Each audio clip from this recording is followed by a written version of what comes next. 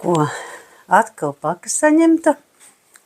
Citam varbūt liksies, ko nu tagad tik daudz, bet te ir sudraba gels. Kāpēc tik daudz? Viņš ir ļoti ekonomisks un it kā nevajadzētu tik daudz. Viņš ir visādiem ādas bojājumiem, ļoti labi apkaro visādus vīrusus, baktērijas, kas sāk rasties uz ādas, kad viņa ir ievainota. Bet, mūsu Eiropā šis produkts drīz nebūs pieejams, un tāpēc tik daudz. Tad ir arī šķidrā veidā tas pats sudrabs, kas ir pret gan vīrusiem, baktērijām, bet arī sēnītēm. Ļoti efektīvs produkts, tāpēc arī ir rezerves.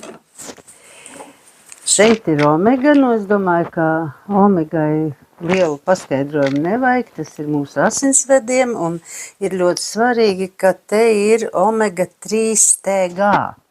Tas ir, kas strādā dziļāk un ātrāk.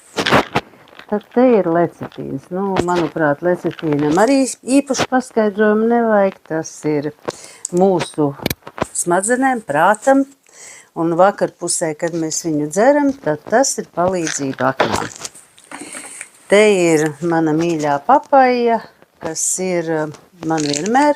Tas ir ferments, tas ir dabīgas izcelsmes ferments, un mēs viņu lietojam pēc katras ēdienreizes. Un te ir spirulīns šeit ir.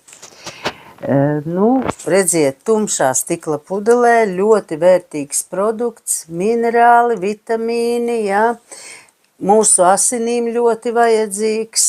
Liekas zaļais produkts, kāpēc, bet asins sastāvs mainās, kad mēs dzeram šo produktu.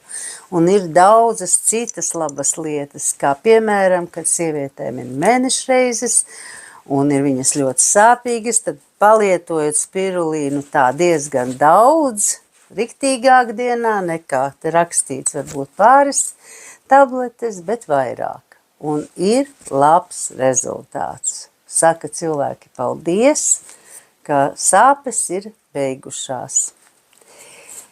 Tas šoreiz arī viss, kaste tukša. Līdz nākošai reizei, lai jums visiem laba veselība, un ja rodas kādi jautājumi par šiem produktiem, ko es šodien rādīju, ko es esmu sev paņēmusi, tad raksti